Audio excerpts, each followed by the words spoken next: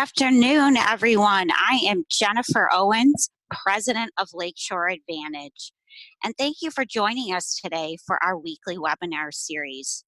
These webinars are made possible by our 130 public and private investors that support the work of Lakeshore Advantage to ensure this generation and the next generation have quality jobs in a vibrant West Michigan economy. Our webinar topic today is leveraging your Paycheck Protection Loan. This topic and all of our weekly webinars are designed based on the feedback of primary employers that Lakeshore Advantage supports in Allegan and Ottawa counties. Today we have Palmer Rafferty, Legislative Director for Congressman Bill Huizenga, and Jeremy Reidy, partner from Barnes and Thornburg. Good afternoon, Palmer and Jeremy. Thank you for joining us today. Hey, thank you for having us. Good afternoon, Jennifer.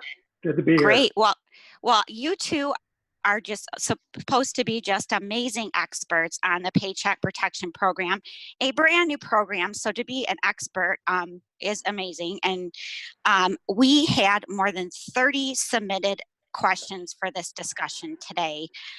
And these are from companies who are either received the loan or in the process of a loan. And we only have 30 minutes today to get through these 30 questions. So we're going to do kind of a lightning round. Jeremy and Palmer are going to rotate between the two questions. Now, each person, if you have something else you want to add, Palmer or Jeremy, to the other person's comments, please do. Otherwise, we'll just go right into the next question. So if you both are ready, we're going to get started and try to do the best we can to use this 30 minutes wisely. Are you ready? Ready. All right, let's go. All right, so let's start with the first question. And this one, Jeremy is going to lead on. And the question is, can you share the specific items provided in the most recent advisories and FAQs by the SBA?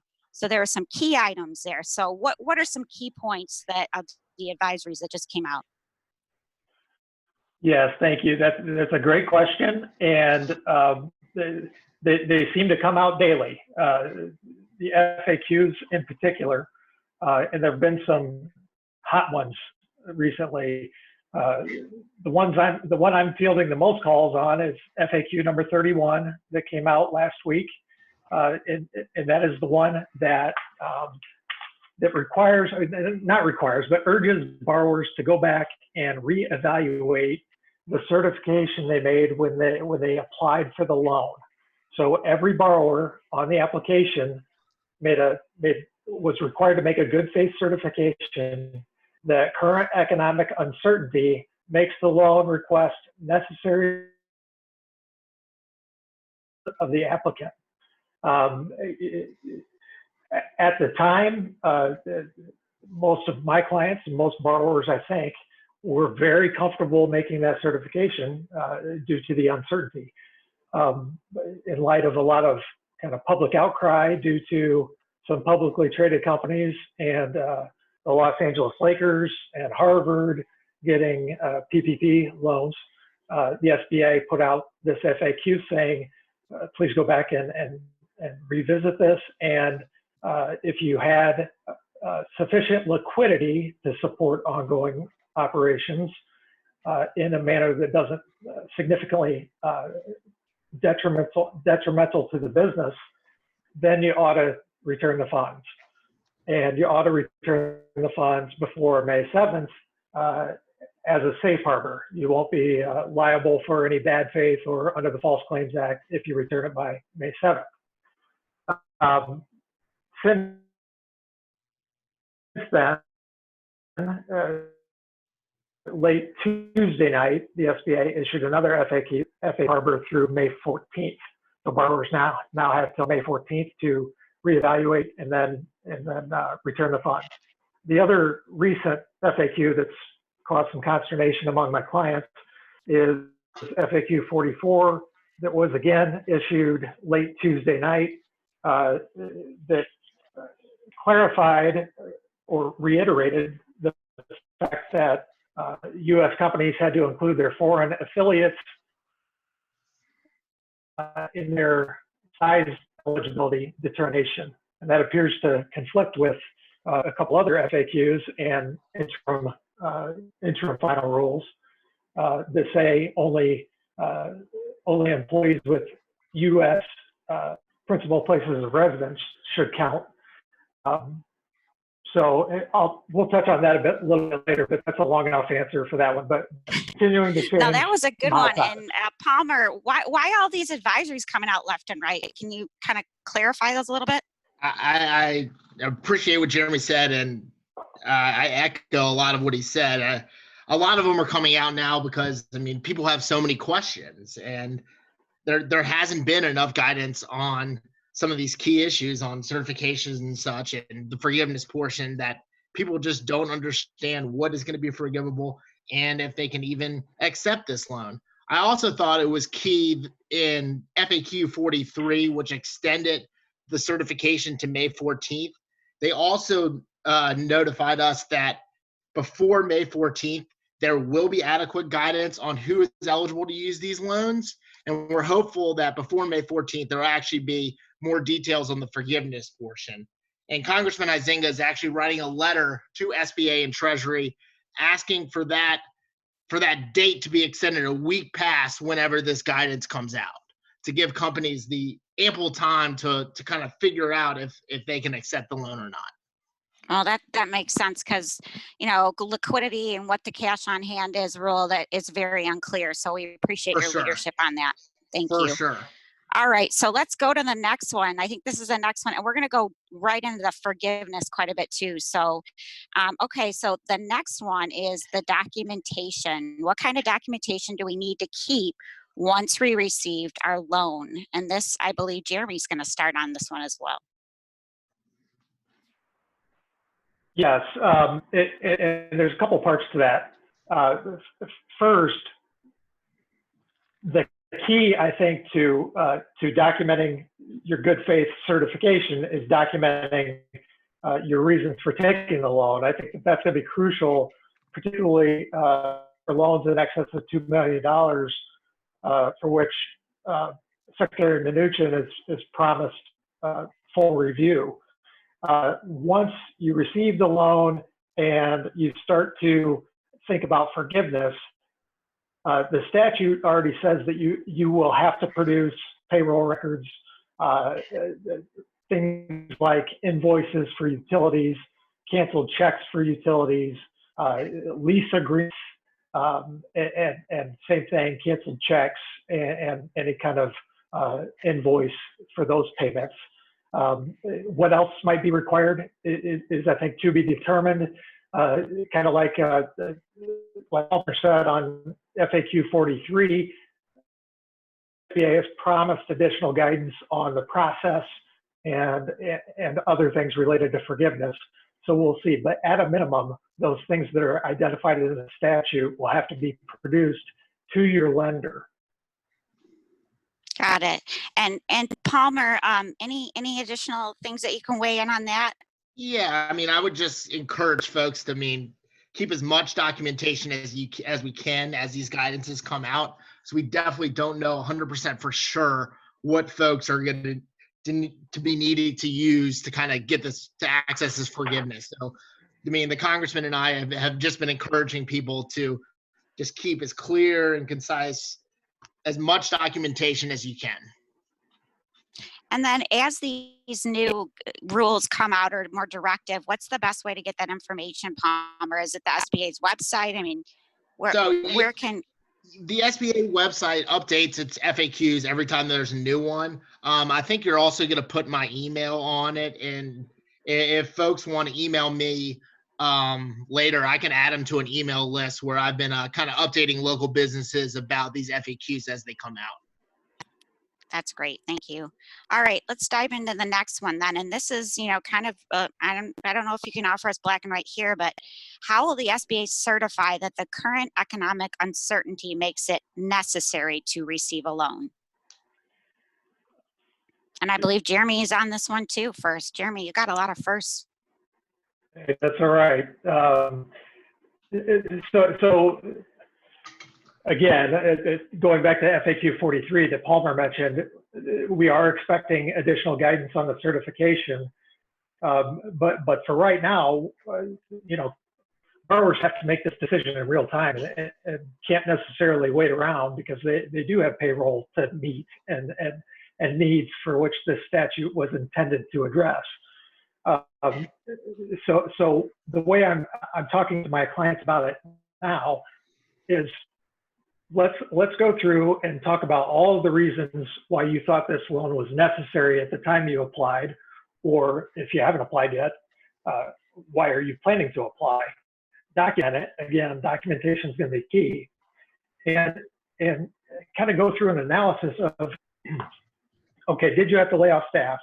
Did your projections look like they were going to be significantly, revenue was going to be down? Are you in a state that is going to require a longer shutdown? A lot of factors like that to see what detrimental effects COVID-19 has had, and then look at other sources of revenue. Are you sitting on a bunch of cash? That's one thing to look at. If you are sitting on a bunch of cash, that doesn't disqualify you, but you need to document and show that you had other kind of imminent needs or other legitimate business plans for that cash. If you have a line of credit, again, just because you have a line of credit doesn't disqualify you. But if you have a line of credit, you need to be prepared to say why it would have been detrimental to your business to pull that down to pay wages. So those are the types of things we have to look at. And it's kind of strange because Congress made a policy decision to waive the normal requirement under an SBA loan that the borrower couldn't find credit elsewhere. So Congress eliminated that, and then the SBA almost seems to have brought it back. Not quite. They talk about liquidity as opposed to finding credit elsewhere. So it puts borrowers at a really difficult spot. Yeah, I just want to add that Jeremy's completely right. And we've been in daily contact with SBA and Treasury, kind of letting them know our feelings on this and them not necessarily going along with what congressional intent was in CARES. So, I mean, we definitely let that opinion be heard to SBA and Treasury. That's helpful because gray does not do well in business. So black and white is really what everyone's looking for, and there's a lot of gray here. So absolutely. All right. So we're gonna get into the next question then, and this one Palmer gets to take on. For those with loans of more than $2 million, and we talked about this before, the Secretary of Treasury said there will be an SBA review. Now, is the review the same as an audit, like a IRS Treasury audit, or can you kind of define what a review is? Sure. So we haven't received really adequate guidance on that, but I think looking at it, for all intents and purposes, businesses should look at this, look for the answer to be yes. I mean, for those of you who don't know, like you mentioned, the Treasury Secretary announced that all loans greater than $2 million were going to be reviewed or audited. This kind of is in direct correlation to the outrage we saw to groups like the Lakers, Ruth's Chris Steakhouse, Shake Shack initially receiving PPP loans, which definitely wasn't the intent when we wrote this law. So we haven't seen guidance on exactly how the audit will take place or the exact parameters, but I think businesses who've gotten loans over $2 million really need to prepare for a pretty extensive audit. Jeremy, any guidance on what that looks like, or any, we talked a lot of document, but hey, any? No, all I'll say is I agree with what Palmer said. Be prepared. I mean, be prepared for a full kind of IRS type audit. the fact of the matter is, it's hard to see right now as we sit. The Department of Justice, Treasury, the SBA, the Special Inspector General having the manpower to do what they say they're going to do. Now you have to take them at their word and be prepared, but the level of scrutiny, it's impossible to tell right now without guidance and without, really just without guidance. But you have to be prepared. You have to document everything. Okay, be prepared. We've heard a couple of companies returning loans or reducing the amount to below 2 million just because there was an issue there and they didn't like opening up their books to audit by the IRS. But that's good to know. Be prepared. All right, let's dive into the next one. The next question is, how do companies maximize the amount of loan that is forgivable if you're not able to hire back 100% of the employees? That's a very good question. Really, I mean, this is a math exercise.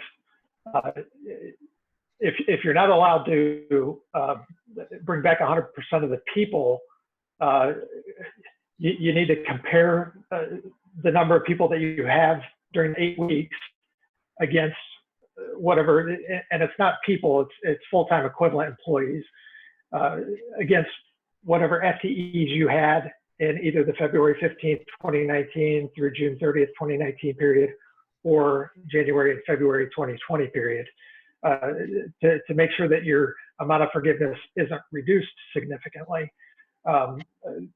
Another thing you could do is make sure that if compensation has been reduced from the first quarter of this year to the 8-week period, make sure that it's not reduced in excess of 25%.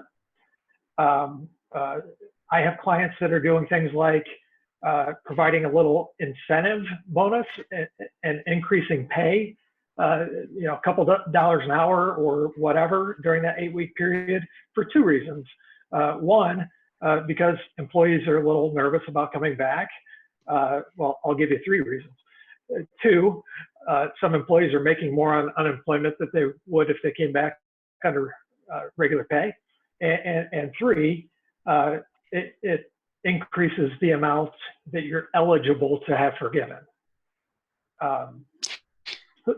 So let me dive into those dates that you gave again, because I don't want to assume everyone's familiar with the dates that you kind of set out for the look back for the period of time. Can you share those one more time? Yeah, sure. So of course, the amount that you're eligible to have forgiven is determined during the 8-week period, starting from the date that you receive funds. Okay, so whatever is spent during those 8 weeks on payroll, utilities, rent, and mortgage interest is the amount you're eligible to have forgiven. Now 75% of that has to be spent on payroll costs. Okay, so let's say, for example, you've got $100,000 that you've spent on those items during that 8-week period. That amount can be reduced to the extent that your FTEs during that 8-week period, monthly average FTEs. So let's say during that 8-week period, you have 80 FTEs, okay? Compare that to either, and it's your choice, and as you'll see in a minute, you'll want to pick the lower number. Your average monthly FTEs during the period from February 15th, 2019 through June 30th, 2019, or between January 1st, 2020 and February 29th, 2020. Okay, so let's say you choose the 2020 dates and you've got 100 FTEs there. Okay, so you've got 80 during the 8-week period, 100 during the comparison period. 80 over 100 is 80%. So you multiply that by the amount of forgiveness you're eligible to get, which is $100,000. 80% of $100,000 is $80,000. you would be entitled to $80,000 of forgiveness. Got it. Okay, that makes sense. And also, I think that's interesting that people are going to give little bumps when the 8-week period starts. The challenging thing is for Michigan is that a lot of companies are not allowed to go back to work and have pulled these loans down. So we'll dive into that later too. So let's go to the next question, which really gets more specifically on the forgivable portion of the loan. So there's been some back and forth about the forgivable portion, whether or not it is considered taxable income. Is it, isn't it? Can you weigh in on that? Yeah, so the CARES Act included specific language that the forgivable portion of the PPP loans, at least as far as the IRS and federal taxes are concerned, will not be taxed because they won't be considered gross income. Although you won't need to include the forgiveness amount in your gross income for federal tax purposes, there's no guidance yet on local and state taxes. Also last week, this kind of dives into maybe some of the confusion. There was an IRS guidance that companies that qualify for loan forgiveness under legislation Congress approved won't be able to deduct the wages or business expenses they paid for using the loan.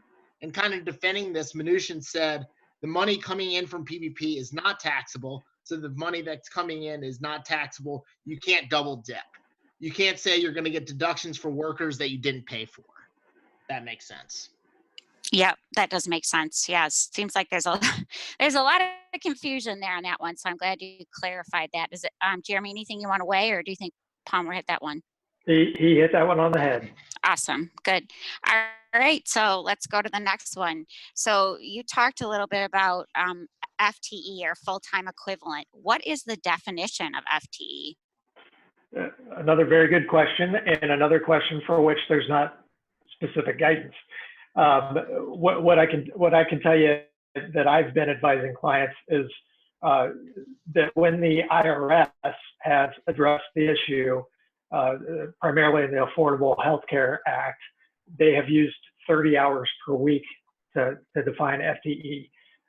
So I've been advising clients to use that because throughout this program, when the SBA has not spoken on a particular issue, they've resorted to Treasury regulations, and that's where the 30 hours comes from.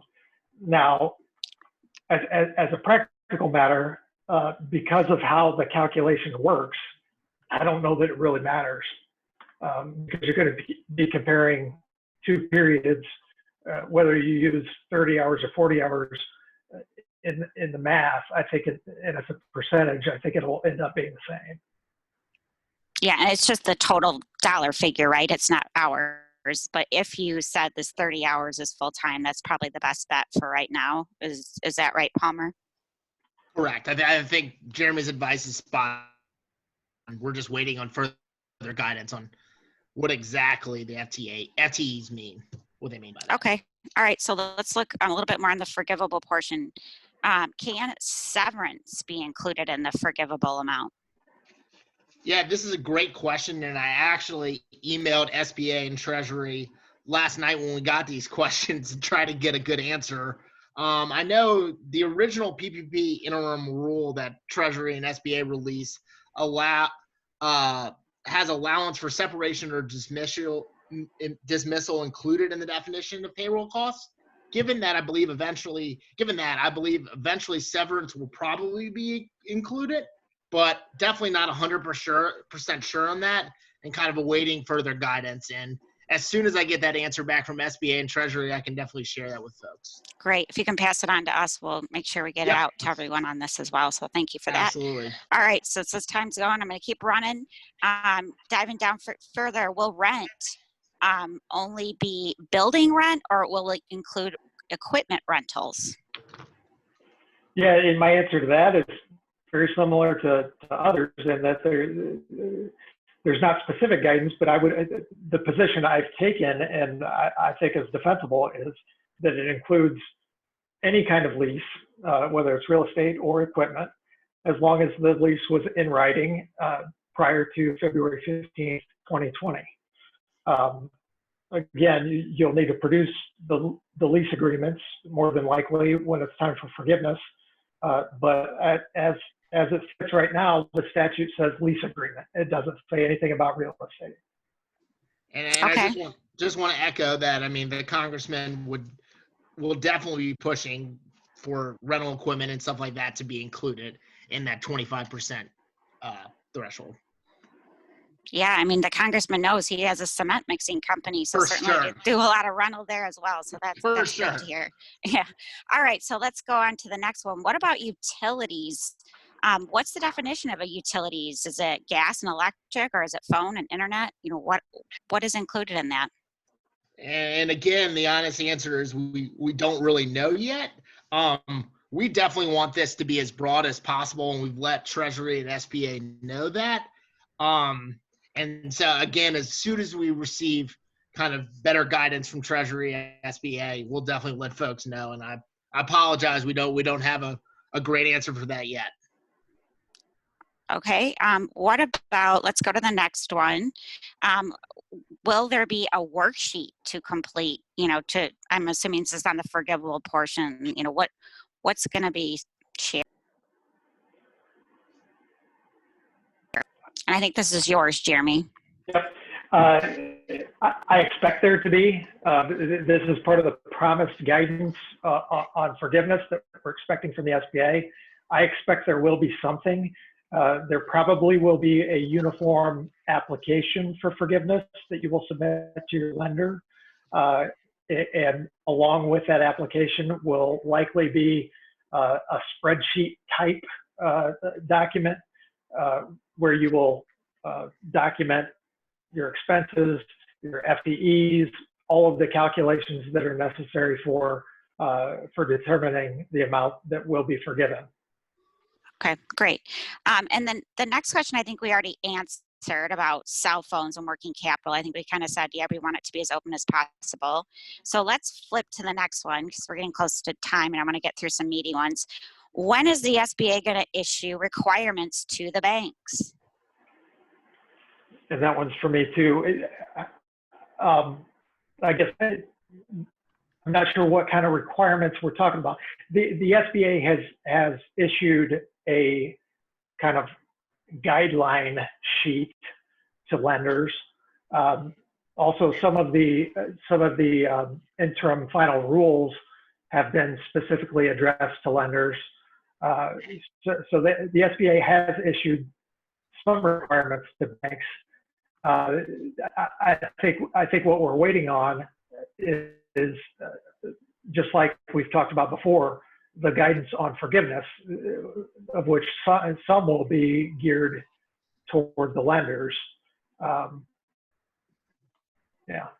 Yeah, I'm guessing that's it. And Palmer, do you have any idea? Yeah, I'm assuming it's on a forgivable portion. Yeah. Just we've heard that SBA and Treasury are extremely focused on getting the second tranche out and to kind of expect those guidances to banks, lenders, and folks who received the loans to come out in a couple of weeks, kind of after that this tranche has been delivered. Okay. All right. And I think we've gotten to this one a little bit, but I just want to go back to it a little bit on the getting the loan. What is considered other sources of liquidity that are not detrimental? And this is back to whether or not you could apply. And this one, Jeremy, I believe you're going to start. I'm sorry, Palmer. You're going to kind of give us an idea of what. And again, I apologize. We're kind of still waiting on guidance for kind of what liquidity requirements will look like and whether or not you have certain liquidity, will this count against you and hurt that certification kind of. So we really just need to see further guidance before I can really answer that question definitively. And I mean, for you, Jeremy, on that, if you have a client who is considering applying or considering returning their loan because they're nervous about this liquidity portion, I mean, any advice that you would give on that? Well, it's really a case-by-case analysis, but I'd say if you're sitting on a bunch of cash and you don't have kind of specific business purposes for retaining that cash, that's probably, they're talking about liquidity there.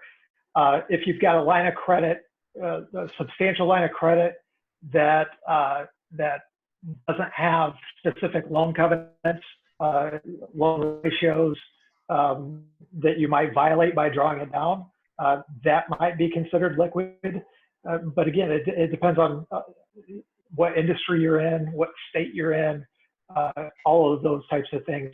Specifically, when they issued the FAQ number 31, they specifically referenced publicly traded companies that had ready access to the capital markets.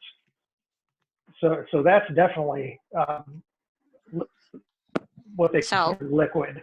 So if you're publicly traded, you really have to tread lightly if you're going to apply for this. So this is a hot button topic. So when we've gotten quite a bit. I'm going to go to the next question on the 8-week clock. So we have Indiana, Ohio, both coming back to work fully or have plans in place. Michigan still only construction at this point in essential industries. So Palmer, this one's for you. Is the 8-week clock firm, or is there any plans to make modifications?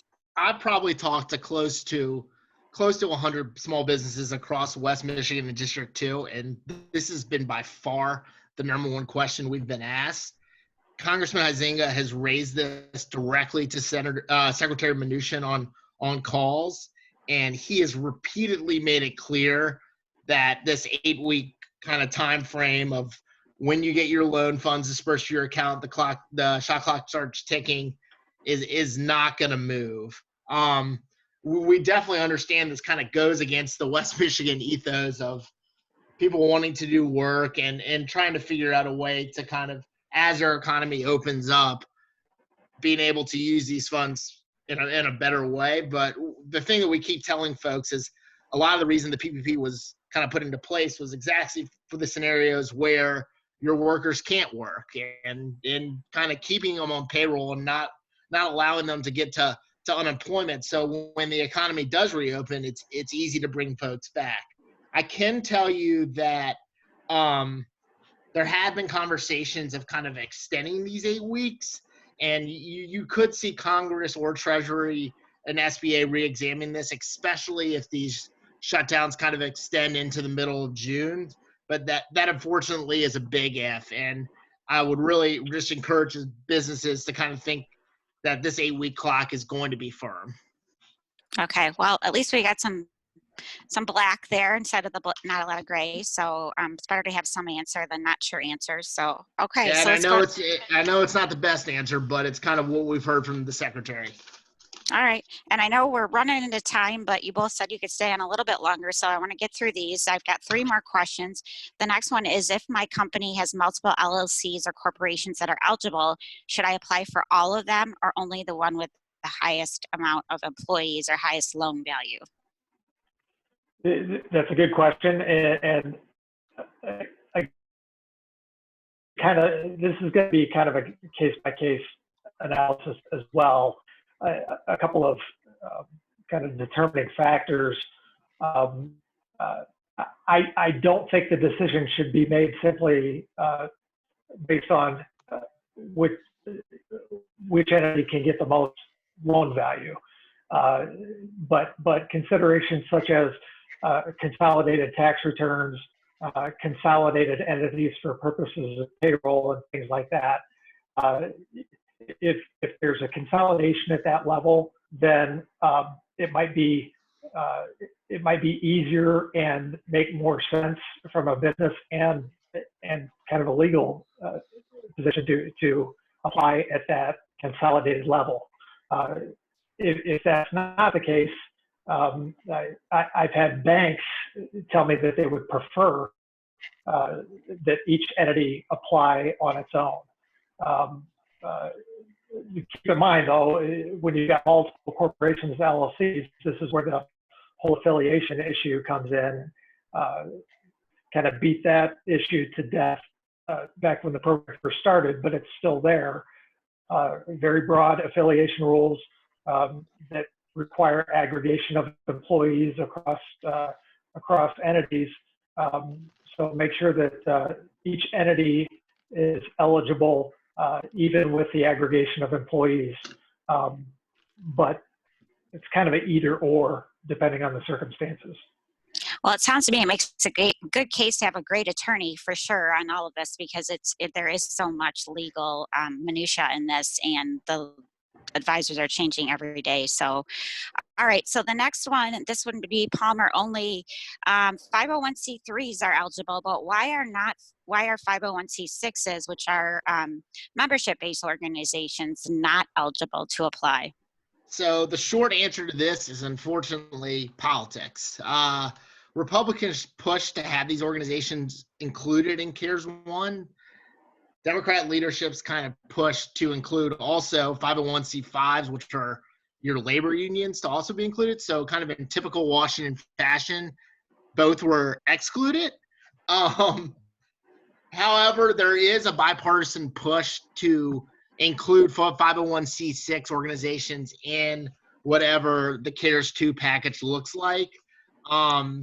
I mean, we've seen, I mean, the Congressman and I have seen how incredibly useful these organizations have been to getting our message out and reaching folks and trying to help folks access these programs. So we're definitely pushing to get them included in whatever the next piece of legislation is. Great. Okay, final question. And the final question is, I'm a self-employed 1099 employee. What documentation will I need to provide? And this is Jeremy. Yeah, another very good question. It's going to depend on kind of what your organizational structure looks like. For one thing, I mean, you could be a self-employed single member LLC. You could be a single member or corporation with a pass-through tax situation.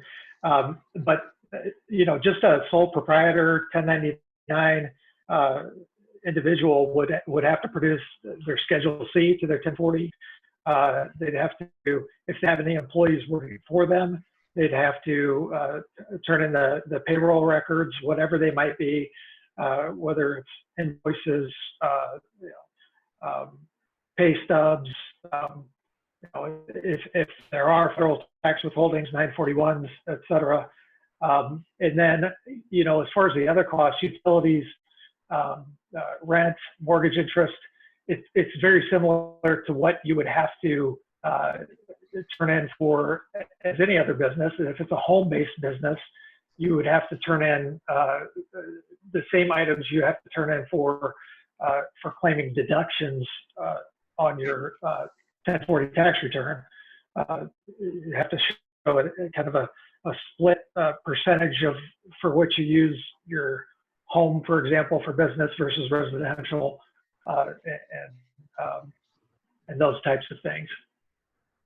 Helpful. Thank you. Well, I just want to thank you so much, Jeremy and Palmer, for your expertise, just being honest about the gray areas with this, but just taking time to offer what you know right now. Up on your screen are both of their email addresses and contact information, and both of them have offered to potentially be a resource to you. So thank you to you both for taking time and going over with us today. And I just want to say this is the first of a weekly series. So if you want more information related to Lakeshore Advantage, our work, COVID-19, please go to our website at lakeshoreadvantage.com/COVID-19. As we get information about SBA advisories, anything new that we hear that has that business voice on it, it's going to be up on that site. And if you have specific questions for our team, info@lakeshoreadvantage.com. Thank you so much, everyone. Have a wonderful afternoon and stay healthy. Thank you.